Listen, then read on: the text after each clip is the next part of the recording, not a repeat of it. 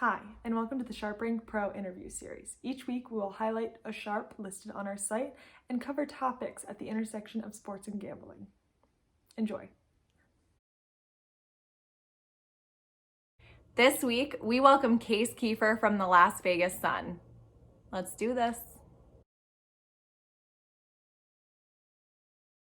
All right, we are live here with Case Keefer, coming to us live from Las Vegas, correct? Yep, Henderson, if you want to be real exact, but Okay, all Vegas right. metro area, here we are. Excellent. Well, welcome in. This is the pro interview series. I'm Chris, the host, and we're gonna get into some questions here, topics, some Raiders stuff, a lot of gambling stuff. That's what everybody wants to hear. So, are you from Vegas originally, or where are you from? Yeah, no, I'm not. I've lived here longer than anywhere now, so I feel like Vegas is my real home. But I kind of moved around the South a lot as a kid. I was born in Memphis, and then eventually made my way. I lived in Kansas, where I went to high school, and then I went to college at the University of Kansas. And then I moved out to Las Vegas the day after I graduated from college in 2009, and I haven't left since. So Cool. it's been a good run. Excellent. Cool. So Rock Chalk, huh? Exactly. Yeah, Rock Chalk. Nice. So do you follow them football or just basketball, and maybe follow another team for football? Well, actually, I did grow up a Georgia fan. Oh, nice. You know, my dad's from Atlanta, so he kind of Cool. instilled me with that. So yeah, when my fandom was still strong, I would have said I was like a Georgia football fan first of all, and Kansas basketball. Honestly, like you said, this is a betting. You guys are on a betting site and everything. I'm so much into the betting now. It's really kind of my fandom's kind of fallen by the wayside, at least in football. I'd much rather just bet on whoever I'm back, or root for whoever I'm backing on the week. Excuse me. Yeah.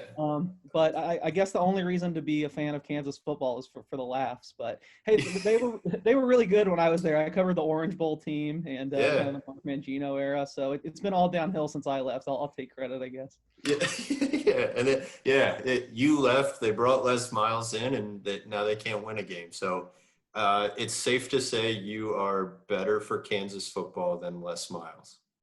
Yeah, I don't want to stretch this too far, but yeah, No, it has kidding. been not many high moments since I departed from Lawrence. Cool. So that's a little bit about your background. Have you always kind of been doing what you're doing, managing editing, managing writing, creating content, or were you sitting behind some finance desk earlier, or what were you doing? No, yeah, this was kind of always what I wanted to get into. I guess it kind of dates back to the Kansas thing at the time, where I am now at Greenspun Media Group in Las Vegas. We kind of had a pipeline from Kansas. We had a really strong journalism school. I'm still a strong journalism school, but I knew a lot of people from Kansas that had come out here. So I got an internship at the Sun at Greenspun for like 9 months out of after I graduated. And then kind of just worked my way up in sports after that. So now I'm one of our editors. So yeah, it's been 11 years, and it's basically the only real job I've ever known is sports stuff. So I'm thankful for that. Yeah, that's awesome. All right, give us something maybe on your that people who follow you on social media, something that would surprise them or something they don't know about you. Something interesting. Yeah, well, I guess it depends how deep down the rabbit hole you go for me on social media. Because I feel like I'll put anything over the years. So you might, if you know me well enough, you might know. But I'm really into music. I might be a bigger music fan than a sports fan. And I guess what always surprises people when I get to know them well enough and they start to see old photos is kind of in the early 2000s. I was the vocalist for like a metal / hardcore band. We didn't really do anything that big, just kind of around the Kansas area, but.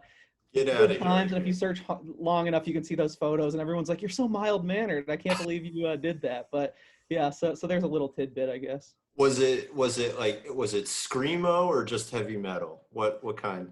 Yeah, kind of in between that. I mean, it was the early 2000s. I think we kind of fit with the time. A little bit more on the metal side. We weren't really that not really on the emotional spectrum, so not really screamo. So yeah, a little heavier, pretty aggressive, but That's good pretty time. cool. Yeah. Do you still have it in you, or have you left that? Uh, I just haven't had the time. I'd love to do it again, especially, with the last year we've all gone through Yeah. Like live music was such a huge part of my life. I mean, I was going to like double-digit shows every month. Wow. I'd just be at everything I could. Now, not having been at everything, it really makes me realize how much I miss it. Like not only from just watching, but participating. So I don't know. I wouldn't say I'm hung up just yet. I'd love maybe to get some project going in the future. We'll see. That's really cool. So is that what you listen to also, or just what you perform and are good at? Or do you listen to like a broad spectrum of music?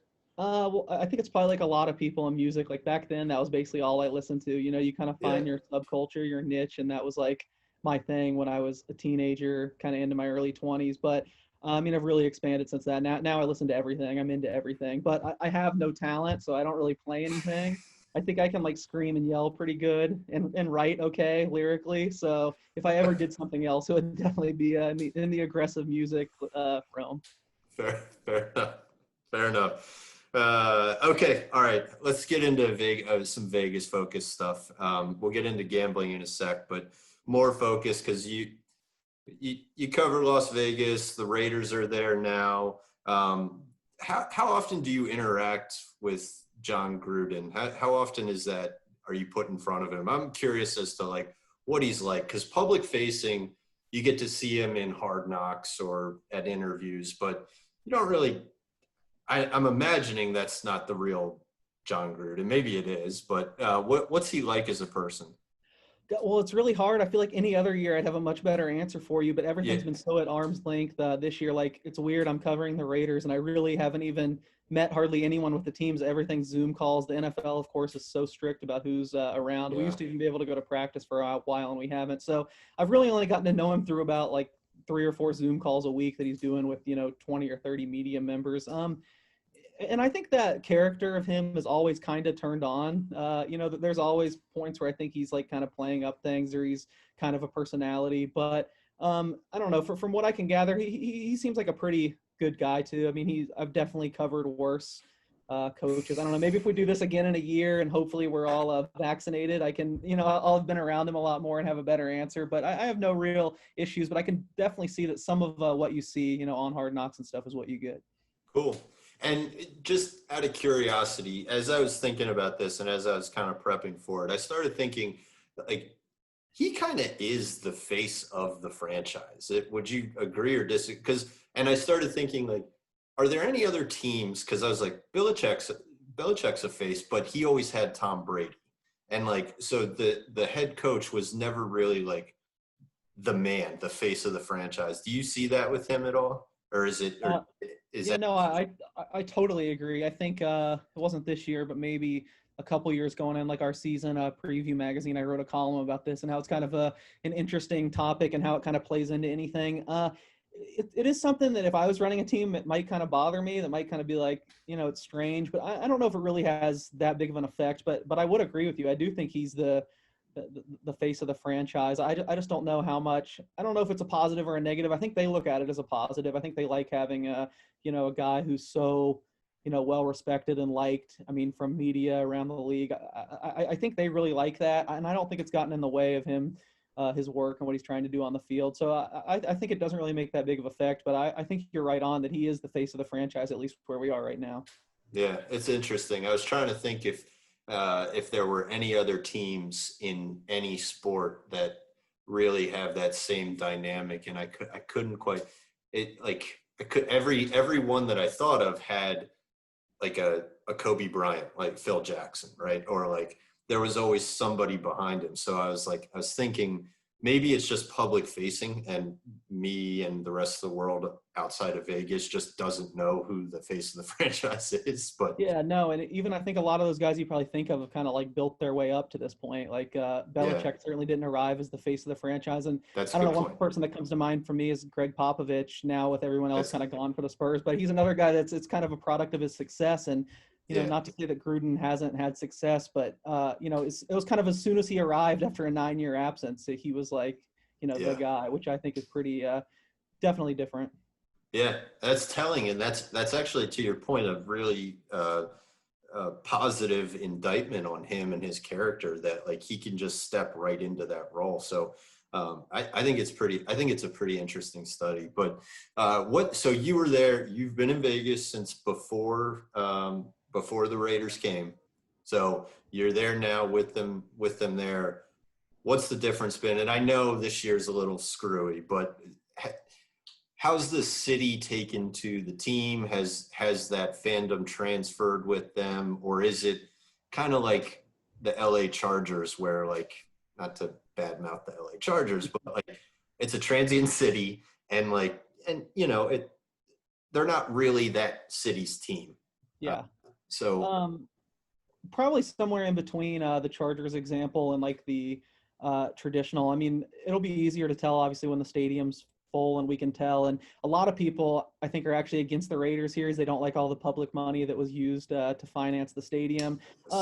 But that being said, I mean, they sold out of personal seat licenses like immediately. They've had all the business stuff they've done has supposedly been through the roof. And, just anecdotally, people I come into contact with or know, I'm stunned at how many people are like, oh yeah, I bought season tickets, or I have this, or I'm excited for it. So, I mean, the Raiders have such a huge built-in fan base, I think way more than even the Chargers, that it is going to be really transient. There's going to be a lot of people traveling every week. But I think the city, for the most part, is behind them. It's a little bit different when, of course, we got the Golden Knights a few years ago, and they were so good right away. I think they really brought everyone together, and the city just absolutely loves them. I'd say it's a little more split on the Raiders right now, as there are still some people that are anti-Raiders, and football is such a bigger sport. I think people have bigger ties elsewhere, but I think it's way more than the Chargers in Los Angeles, but still somewhere in between. Nice. And that's kind of the next thing I wanted to talk about is that stadium. Whoa. I know there hasn't been fans in it yet, but that thing looks incredible. And so you're talking about the fans somewhat being split there. Do you think that black hole mentality travels to Allegiant, or is that more of a does that now become more of a business type of trip, like a Super Bowl, more so than like every Sunday you're tailgating with your buddies type of thing, or both? Well, the tailgate is going to be interesting, as they still haven't totally figured out the parking situation. They kind of got a reprieve with this year not having to park anyone. So there's not like a whole lot of room right around the stadium, at least to park in. But I know they went to kind of drastic lengths to make sure the black hole still had like certain sections and that they would all have their tickets. And, just going to games, I can tell you there's always a few black hole guys like circling around the stadium yelling stuff, even without fans. So I think you'll definitely still have that element, but at the same time, I think there's going to be a lot more of the business types, of the guys with a lot of money. There's a lot more luxury boxes. So I think they're going to do the best they can to still have that black hole feel, but it's going to be a lot more compartmentalized into like, one or two sections. Yeah.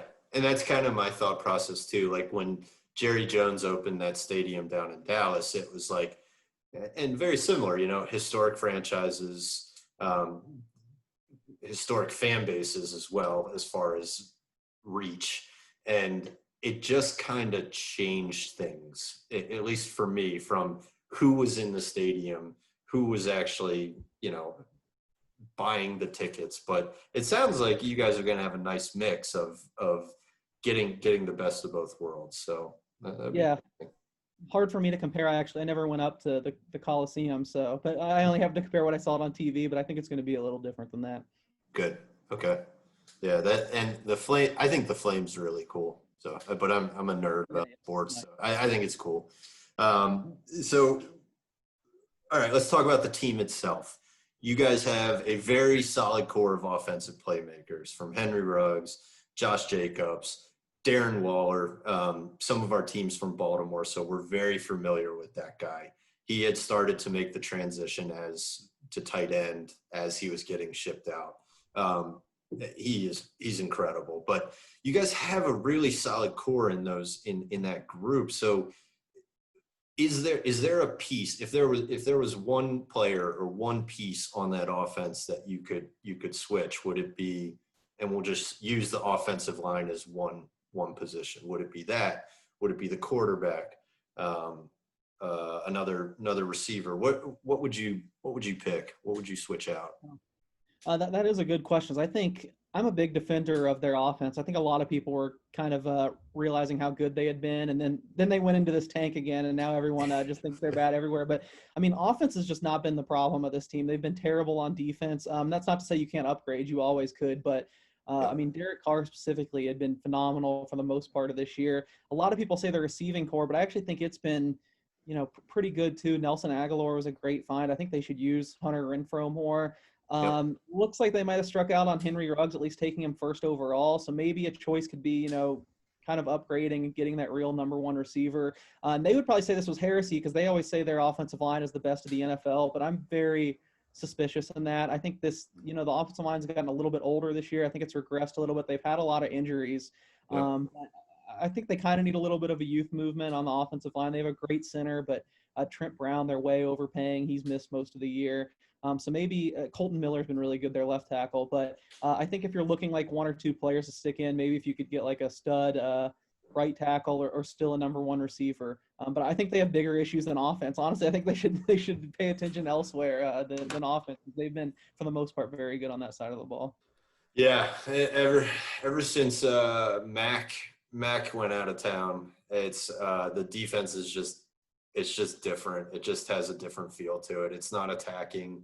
You sit deep and kind of play the underneath stuff. And I've never been a fan of that, but I know that it works with the Tampa 2 and all that sort of stuff. But I see the same thing from you guys because your team is able to the Raiders are able to beat the Chiefs, play them competitively a second time, and then go out and do what they did with the Chargers. And it's so head scratching for me because, like I said, there's offensive pieces there, but then there's that just occasionally there's that just full game defensive lapse. Where does that start in your mind? Where's the key to that? I mean, they have so many issues. It's kind of everywhere.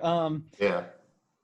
Pass rush for sure. I think first of all, they got to get better in that area. I know, like, kind of the whipping boy or person people blaming a lot is Cleveland Ferrell, who they took fourth overall a couple years ago. But he's quietly actually been really good this year when he's played. I think he's been, one of the 3 or 4 best players on defense.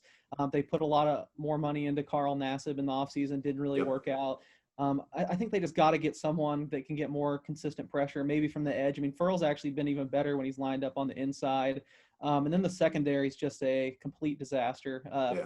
Trayvon Mullen's really been their only good defensive back, and then he just had a disastrous game on Thursday. He had, I think, 4 pass interferences, let up some big plays. When he's not on, like, they're just a total sieve on that side. Jonathan Abram, who they took in the first round a couple years ago, has been – I mean, people love him as he's real flashy, he makes big hits, but he just makes so many mistakes. And I think you look at some of his advanced numbers and even like the PFF stuff, and he's just like been one of the worst safeties in the league by all that stuff. And I think it sticks out with my own eyes. And then, I mean, there's just really no strength on this team. They kind of went contrarian in the offseason and spent a ton of money on linebackers, which, most teams aren't doing this day and age. And it's backfired because Corey Littleton is just, not working out in this scheme.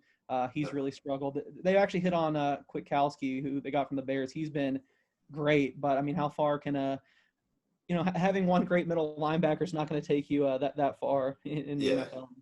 But so is it scheme or is it players or is it both? I mean, it could be both. But do you think players are getting forced into a scheme in a position? Maybe they're typically a stand-up linebacker and now they're getting forced to put their hand in the dirt, or is it something else? Is it just not the players? What do you think? Yeah, that's interesting. I think they probably could run a better scheme, and who knows, maybe they'll even look into it this offseason. But I think it is the players more than anything. I just think they just need upgrades in so many places. I mean, I'm not like a huge cover 2 advocate like you just brought up, but I mean, that's Gruden's thing, even though he's not as involved in the defense. So I don't know for sure if they'll go away from that, but I don't think that it's incapable of being effective. I just don't think they have the right pieces right now, and it'll be really interesting to see what they do in the offseason. Of course, they've already fired their coordinator, Paul Gunther, and despite how bad they needed defensive upgrades, I felt like they could have done more last offseason. Like I said, they signed the 2 linebackers. They had a bunch of picks, and I think in their first 4 picks in the first 3 rounds, they only took 1 defensive player, which I think was a mistake. I would just say I think they need to focus way more on defense this offseason if they want to get to where they think they can be. How are they doing on draft capital and cap space next year? Do you have any indication on how they're looking for that? Yeah, I think that they have a lot of space. So one of the Okay. best in the league. They have a lot of unused room this year. The big years for draft capital were the last 2 years where they still had the first round picks from the Mac trade. The Mac trade. But they're certainly not barren this year. Actually, I haven't looked recently, so I don't know off the top of my head, but I know that they're totally fine. They're probably a little above average. They've made some other trades, but they're not going to be picking like 3 times in the first round like you saw a couple years ago. Yeah. But they're good. Okay. Okay. Point blank, does Las Vegas make the playoffs this year?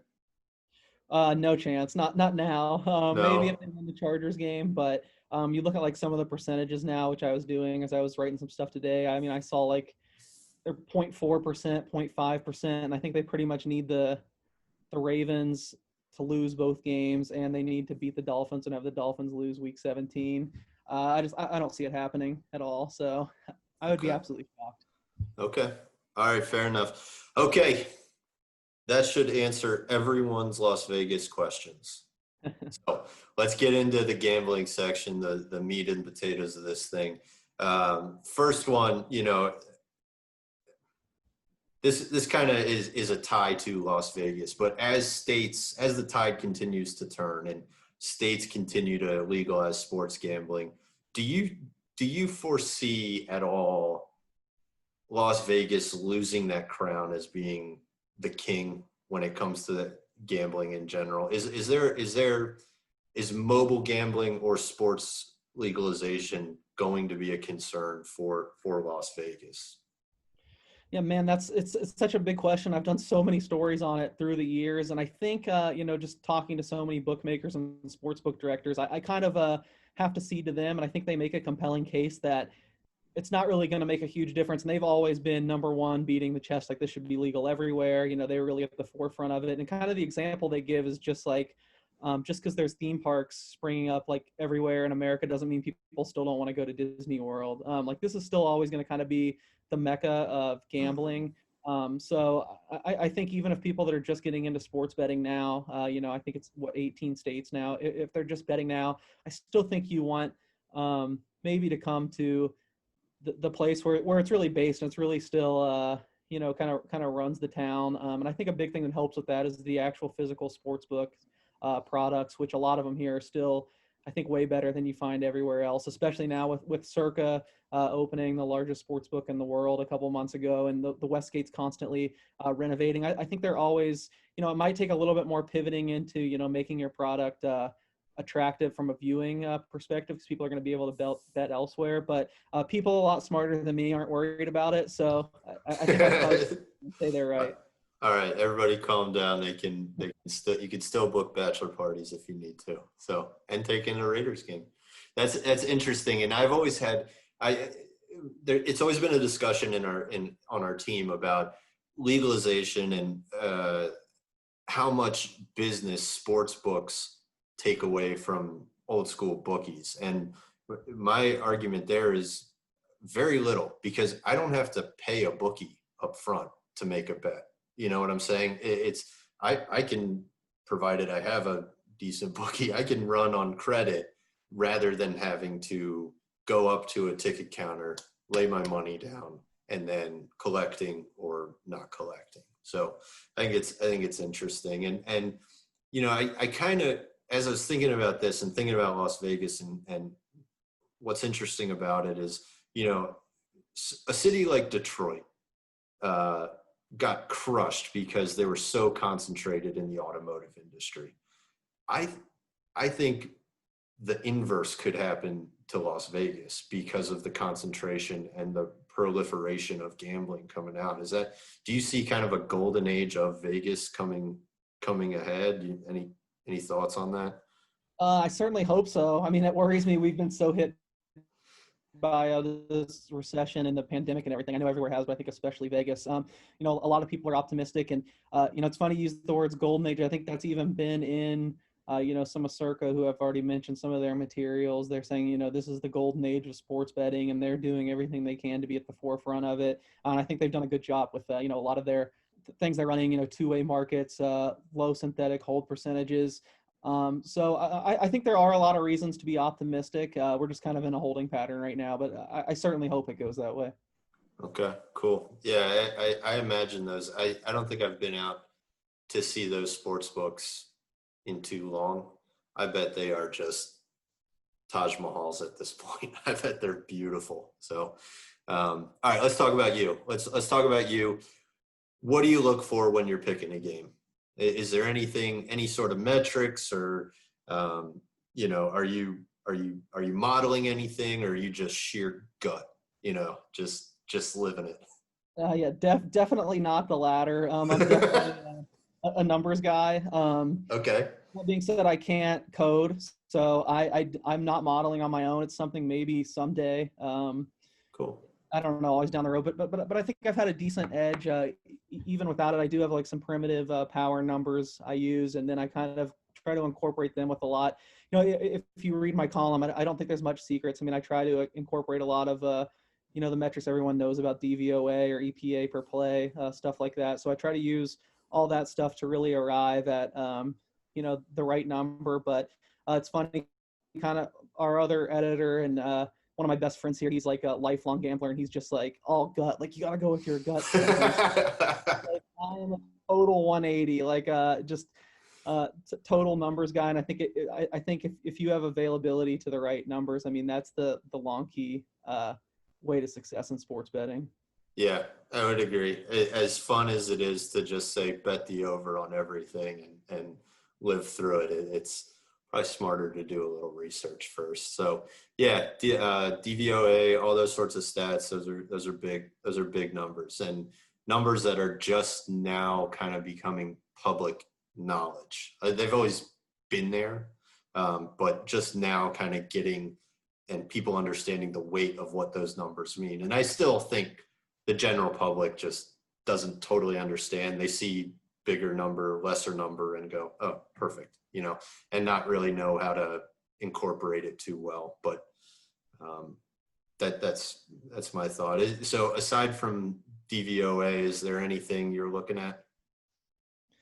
Yeah, I think you make a good point. It is really crazy. There's still a gap, but I feel like it's come a long way, even in the 11 years I've been out here or whatever. I mean, maybe football isn't the best example, but I think about like college basketball. I even remember when I moved out here, like, lines would be like 3 and 4 points different than the Kim Palm numbers, or sometimes even higher than that. Now, literally, the market's like the exact same as a Kim Palm. So, I mean, these markets kind of tread towards efficiency, and I think you got to kind of always be adapting and kind of looking for the new models, new numbers to put in. Like I mentioned, I think EPA per play is really taken off, which is expected points added if you're not familiar. And I mean, that's something I had never used until like a couple years ago. So I just think you always kind of got to be looking for, what are the best predictive factors going forward, and what are some things, that you can incorporate into your handicapping that aren't there yet. Because I mean, this thing moves rapidly. I think especially maybe even with more people getting into it, the edges are becoming slimmer and slimmer. So I think you always got to kind of be adapting. You got to kind of be progressive in the way you look at it, or you're going to be a loser over the long term. There's just no other way around it. Yeah, that's a good point. And that's a really good point, actually, that the fact that DVOA and a couple others are now this public information to some extent, there is a new DVOA, EPA, or some other metric that the general public isn't using yet that I'm certain sharps are using. And 5 years, 10 years from now, that will become, everybody will be talking about EPA or another metric going forward. So it's really important to be forward looking, because like you said, those margins of efficiency shrink so quickly when it becomes public knowledge. So, okay. So if you have a choice, all things being equal, would you prefer on football to bet versus the spread or on the total over under? Do you have a preference? I'm definitely more of a spread better, which there's probably bigger margins as we were talking about in totals if you get really good at them. But, just from my role, I'm always a reporter and a writer first. And what people want to talk about are the point spreads. So, I feel like I've worked many, many years to get to, a level where I have a decent edge, can win beating the spreads. Not to say I don't play totals. I do play totals. I think I'm down this year too, but I just think that, yeah, it's just a little more my expertise. I'm a little more comfortable there. And I know that's what a lot of people, that's what probably most people are going to say. And that's probably why there's more value to be had at totals, but it's kind of a whole different math problem. It's kind of a Yes. whole different set of skills, I feel like. So I'm a little more comfortable with spreads, especially in football. That's where I have the vast majority of my action. Yeah, I totally agree, especially from, you know, it's much easier for a newcomer to bet a total probably because they're not using metrics and things like that, and using the negation of, players' points per game, estimated points per game, or whatever it is, and subtracting them off of each other and doing all that math to kind of see where you come out. It's much more exhilarating to just bet the over. I always believe that there's, like, you have to be a very special individual to only bet unders and like not want to see any scoring, and just sit there and hope for defense. I mean, you got to be pretty old school for that. For that. So I agree. I think spreads, as you're getting into this, are an easy way to understand the value of a team, um, and will help you understand, because look, spreads are spreads because you're supposed to end up about 50-50. You know what I'm saying? Like, that's the goal of a spread. And so for somebody who doesn't know any better, just flipping a coin is a pretty easy thing to do. But to your point, there are numbers and metrics out there that really speak well to spreads. And I don't, you might have a better take on this. I don't know if that same amount of homework is being done on totals as it is on spreads at this point from some of the handicappers. Yeah, well, probably going back to just the publicly available stuff, it's just probably harder to find, the really good metrics for totals. I mean, the best guys in the world, the guys that are doing this and making a very nice living doing it, I'm sure they're modeling and they have big edges on totals, but I think it's a little bit harder just for the novice to jump in and really know what they're doing on totals. Yeah. Okay, so you're in our top 20 on our site. We use an algorithm that takes into account, obviously, accuracy, consistency, which side of the consensus you're on, a ton of different stuff, a ton of different metrics. So you've been consistently good. I have here 54, almost 55% on the year, which is like, you're making a pretty good living if you decide to leave editing. You're doing pretty well. So how have you, what's made you so successful, at least recently? Are you following a pattern? I know we kind of talked about some basic modeling, but is there anything else that you'd kind of point to as leaning towards your success? Well, I hope I'm still in the top 20 after last week. I had a rough week this last Sunday. I feel like a lot of things went against me. I feel like every bad break went against me. I had some bad plays too. Certainly, part of it was my issue. That's how it goes, though, man. Like, and that's the other thing that I'll say, and you can probably speak to this as well, is that a lot of people will try gambling and have a tough week and be like, it's not this, I'm just not good at this. But it's a long-term average. You're not looking at 1 week. You're looking at, in aggregate, how you're doing consistently. And you, for example, do that very well over the course of a season. So, but yes, I wasn't gonna bring up last week. It's all good. No, yeah, I think that's a really important thing you bring up, and one thing I tell people when they ask for advice is, I mean, you got to be looking over the long term, and there's a lot of variance that could be had in kind of short sample sizes, like 1 week of the NFL can be. I guess that there's a lot of answers to this. I mean, there's probably a lot of things that play into it. I mean, for one thing, I mean, for better or for worse, is kind of like my life's work. I mean, I've worked really hard on this ever since I've started taking this seriously now. So I've put in a lot of time, and I feel like I have a pretty good process that I do stick by and trust, even if I do have a bad week like this week.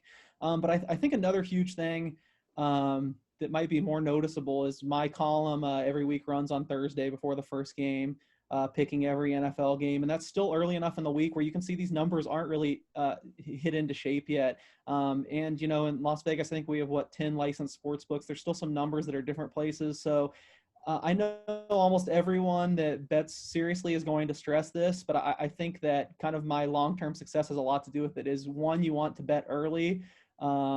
If you're confident, track your plays when you're first starting. If you're consistently getting closing line value, if you're beating the number, which, it took me a long time, but after several years, I realized I had more confidence in myself to bet early, to bet into numbers that aren't going to be available later, and make sure you're just getting the best of the number. I mean, even if it's a half point, even if it's something that's not a key number, like this weekend kind of reminds me, I think the Seahawks went off a 6.5 point favorite, but they're 5.5 a lot of the week. I think I bet them Tuesday at 5. So as bad of a week I had, I got to push on that game when it could have been a loss. Yeah. So I just do all and 5 is like one of the most dead numbers in football. So you just really want to be getting the best of the number. You want to have as many outs as possible. And try to, track some of your plays. Maybe don't bet as much if you're having a losing time or having a tough time getting into it. But once you're confident you can beat the market, kind of take that confidence and bet earlier in the week where you can get some larger edges. Yeah, that's a really great point. And as you get as people get into it, what they'll see is exactly what you're talking about. They'll see an opening line, right? And mentally should be able to, as they start to get into it, go, that's going to get bet up, or that's going to come down, and I need to go now, or I can give it a day or two. And so when you're saying bet early, what you're also saying is bet early, but bet when that line is where the value is. And so whether that's up or down from that's where you really see some value in how you beat the market, I think. Go ahead. I'm sorry. Yeah, I think we're in agreement. I just think you need some discipline. If you read some of the columns I write every week, sometimes I'll have a lean and saying, I'm waiting. If this number gets to 3, I'm going to pounce. Or if it doesn't get to 3, I mean, just lay off for the most part. It's going to serve you better in the long term. Or, like bet now, like when Seattle was 5, for example. I'm glad that game came to my mind. It's kind of illuminating a lot of my ideas. Like, get it now. It's 5.5 globally. It's 5.5 a lot of places. So the market entry is like so important, and it's really important to have discipline with that. And kind of trust your numbers. You kind of got to separate yourself from the I just need action. Because it will be fun for a while, but in the long term, if you're just like, I got to bet every primetime game, you're going to lose money in the long run. There's just no way around it. Yep. Yeah. One of the greatest skills of a gambler, I think, is being able to not pull the trigger. And I think and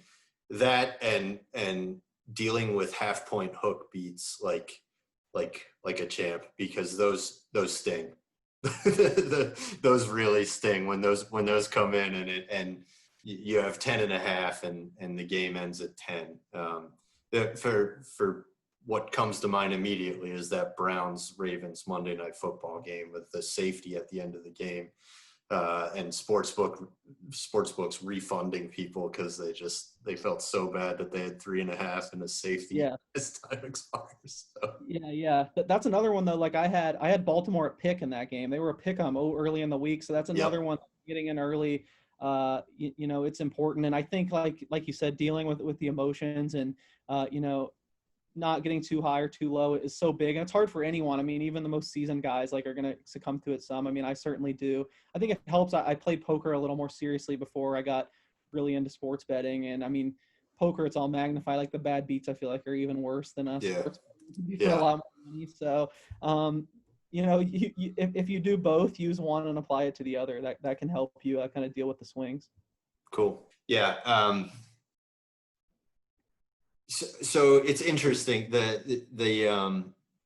that's a really good point to bring up too, just to hammer this home real quick.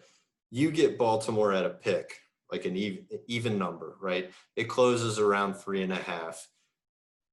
At that pick number, with how hot Cleveland is and how deteriorating Baltimore was, are you thinking I have to take Baltimore because somebody knows something that I don't? Cleveland's at home. They're one of the hottest teams in football. And Baltimore is just this reeling team at this point. Like there has to be some thought in your head going, well, this spread doesn't even make sense. Like, do you know what I'm saying? And do you put any weight in that, or are you just strictly numbers? I mean, I know some people do, not really. For me, I mean, if you find that works for you, go for it. Maybe I was weighting Baltimore's priors a little better than most people. I mean, I think with the way the season's gone and the way the playoffs went, people are kind of forgotten just how dominant the Ravens were last year. I mean, they were like one of the better regular season teams we've ever seen in the NFL, and there were a lot of extenuating circumstances this year. I think what was this Browns game was right off kind of the whole COVID debacle.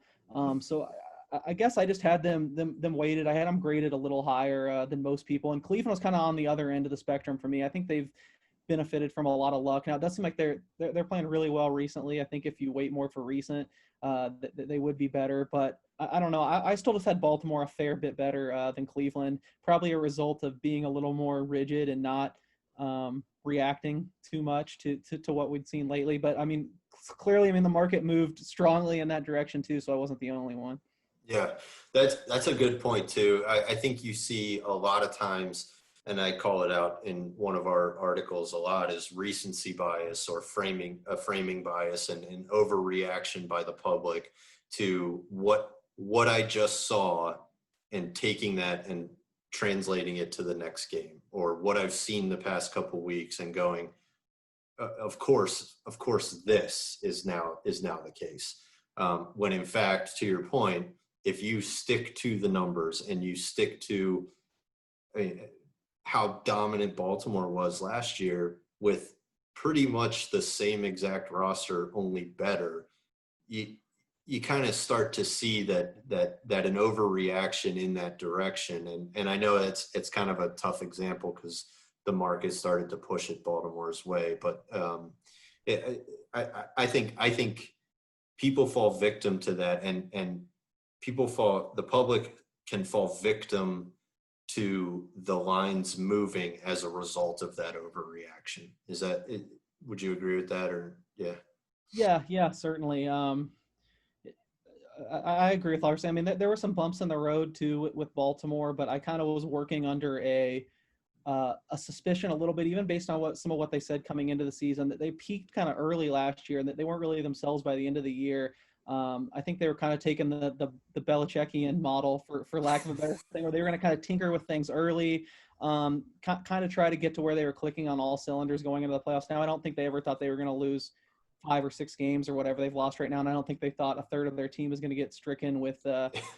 but to me, they were always kind of a team I wanted to look to buy on later in the year. I mean, I bet a lot of futures too, and I think I ended up buying a little too early on them. I think I got them like 12-1 to win the Super Bowl or something, but they would have gone more than that. I was really waiting for them because I wanted them to be in my portfolio, but I kind of expected their schedule and, teams having an off season to prepare for Lamar Jackson. They were kind of an interesting case this year. And so far it's played out a little bit to what I thought. And I would not want to be playing them now. I think they're one of the most dangerous teams going into the playoffs. You're going to make some team members and some subscribers very happy with you saying that. Oh yeah, Baltimore. I forgot. All right. You might know us better than me. I mean, sometimes you just strike fool's gold with this stuff, but that's Yeah. kind of the reason I came to. Yeah. I imagine it's a lot of hard work and not so much fool's gold, but and that's what we'll tell everyone too anyway. So it doesn't matter. So all right. Couple quick things for you. You're 9-2 when picking the Rams. You're 6-1 when picking the Bucks and the Giants, and you're 5-1 when picking Washington. First of all, did you know that? And so, and secondly, because of course you did, but secondly, what is it about those teams that is making you so successful when you're picking them? Is it anything in particular? I really appreciate you guys always kind of alerting me. Sometimes you tag me and I see stuff like this. I really had no idea. I don't know. Probably a different case for all of them. I mean, honestly, it's still a pretty small sample. Some of them probably it is luck. The Rams, though, since they were the first one you mentioned, that was a team I really liked coming into the season. I had some futures on them. I was probably more bullish on them than anyone, and they've had a really good year. So I think that probably explains a lot of that. Is I've just been on them a lot. And you take away losing to the Jets last week, and they've kind of lived up to that. I don't know, the Buccaneers, I just feel like I've had a good read of when to maybe it's the recency biasy thing. I think people have overreacted to all their wins and losses way too much. I think they haven't really found the happy middle on them. Big time. The football team, I was determined not to do that all year, and I've done it twice now in the last week. I feel like I got to a good buy point on them. I thought some of their stuff defensively, they were doing, they had been a little better than the market was giving credit. And the Giants, the other one you mentioned, that one totally befuddles me. I don't know. That's probably just the luck one where it just somehow worked out. I feel like I've actually bet a lot of their games. I pick all the games in the column, so I know you guys are pulling data for all that. But I feel like I haven't been involved in a lot of Giants games, so it's probably just luck of the draw on that one. Fair. Yeah, that's fair. Every now and then that is the answer, It's just sometimes that's it. All right. We have in our office, we have a list of rules, right?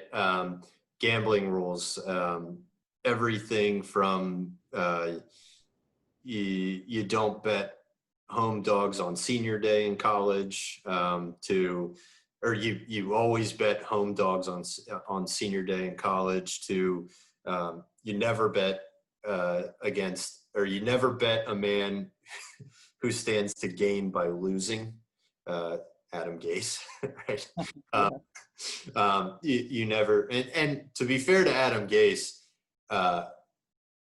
he's definitely not going to be the beneficiary of all his hard work this year. So he's there strictly because he puts them in the best position to lose, but once they have the talent, he won't be there. But things like that, like fun things like that.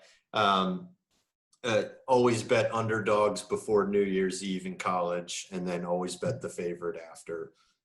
Things like that. If you were to toss out one kind of fun rule for gambling, sports betting, what would it be? Whew, I know that's a tough one. I don't know if I have any steadfast rules like that. I will say in the NFL, and I do think that the market has kind of adjusted, but 5 or 6 years ago, it was pretty winning, and I still find myself looking towards that side. I feel like the West to East Coast travel is way overrated, and usually doesn't have much to do with it. East to West, on the other hand, especially in primetime games, I think there's even been academic studies done on this with circadian rhythms. So the East teams were really, really struggling. I think I really rode that for a lot in probably up to 2014, 15, I think. So I'm still kind of inclined to look at a home West Coast team against an East team more than I am not. Though I do think it's kind of stabilized over the last few years. But that's the best I can think of off the top of my head. Oh, that's great. That's a great rule. We'll marker that into our wall. That's awesome. Cool. All right, so we're going to get into what we like to call the lightning round. It's about 12 questions I have here. They're going to be rapid fire, first thing that comes to mind, and then we can wrap it up. Sound good? Sure. Awesome. And they're going to be a mix here. They're going to be a mix. So, favorite sports movie? Basketball. That was the right answer. So, for anyone listening at home, that was correct. I know there isn't a correct answer. That one was right. Least favorite head coach? Anthony Lynn. 3 must listen to albums in no particular order. Touche Amore, Lament, Converge, Jane Doe. And Deftones, Diamond Eyes. Personal best game day experience to date. I've covered a couple Super Bowls, so nothing tops that, I don't think. Okay. Top 3 bucket list stadiums. Ooh. Can be any sport too. Okay. So arena, stadium, whatever. Yeah. God, I've been to a lot now. I feel like I'm old now. I've covered a lot of things. Let me think. I'll just stick with the NFL since on the top of my head. I'd like to go to the Superdome with fans. Never been there. Minnesota. Everyone says the U.S. Bank is beautiful and one of the best stadiums. I've never been there, so I'll say that. And Lambeau. I've never been to Lambeau. So sorry for the delay, but those will be my 3. Just as a sidebar, we'll get back into it in a second. Do you remember when US Bank was first being built and they had that glass facade out, and they still do? Yeah. And I don't know if you ever read into it, but as they constructed it and they were about to open for the fall, birds were just Oh, yeah, one after the other. They had to like figure out a way to like add wires and stuff to keep them out. Okay, anyway, wow. that's a side note, but it's pretty. My high school originally had like a blue track, and that was happening all the time. So I had to reach the track when I was in high school. All right, back into it. True or false? Derek Carr can take the Raiders to the playoffs. Not True. that. True. Okay. What was the greatest birthday party you had as a kid? Well, I had kind of these legendary parties called Keefer Fest. Like I told you, I'm a big music guy, so we'd have like one of our bands play and everyone be invited. So definitely one of many Keefer Fests. Excellent. Would you rather have Lamar Jackson's athleticism or Patrick Mahomes' sheer arm talent? Patrick Mahomes is arm talent. What is one franchise you most want to see win a championship in any sport?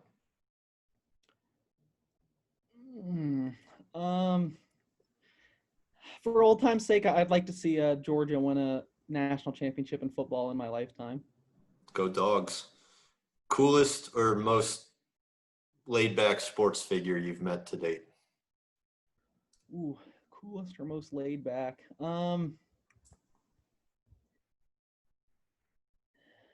Man, this is so many. Sorry, I'm trying to. I really enjoyed in college covering Bill Self. So I know it's kind of a cop out since I'm a Kansas basketball fan, but Bill Self was a great guy. That's good to hear. I've been a fan of his coaching for a while. League MVP, NFL League MVP. It's boring, but Patrick Mahomes. It's like basketball. It's the answer. What's the loudest stadium or arena you've been to?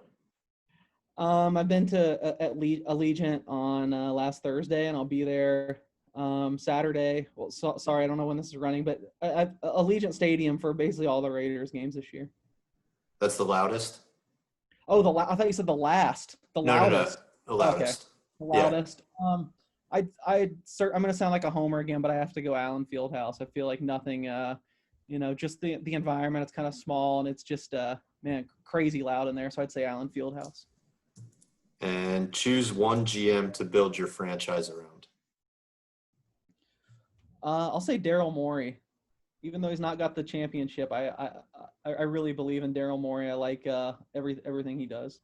Yeah, I've actually I've studied him quite a bit as far as I'm a big economics game theory guy, and he's like really into that. So as I was studying that and getting into it more and more, one time I sent him a LinkedIn message, just like, "Hey, Daryl, I'm Chris," and of course he didn't get back to me, but Daryl, if you're watching, yeah, exactly.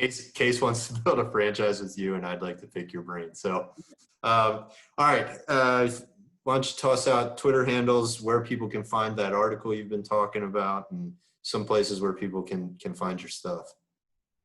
Case Keefer on Twitter, LasVegasSun.com. LasVegasWeekly.com. You can probably find my stuff there. Pretty easy. I think if you got those few things, you'll be good. Excellent. All right, Case, that is that, and that's all we have to say about it. So thank you for coming on, man. This was awesome. I hope you had a good time. And I know this is going to be really well received by the folks that subscribe to our stuff. So thank you very much. We'd love to circle back with you and do this again when there are fans in the stadium. So Yeah. in the meantime, thank you. Really, really appreciate it.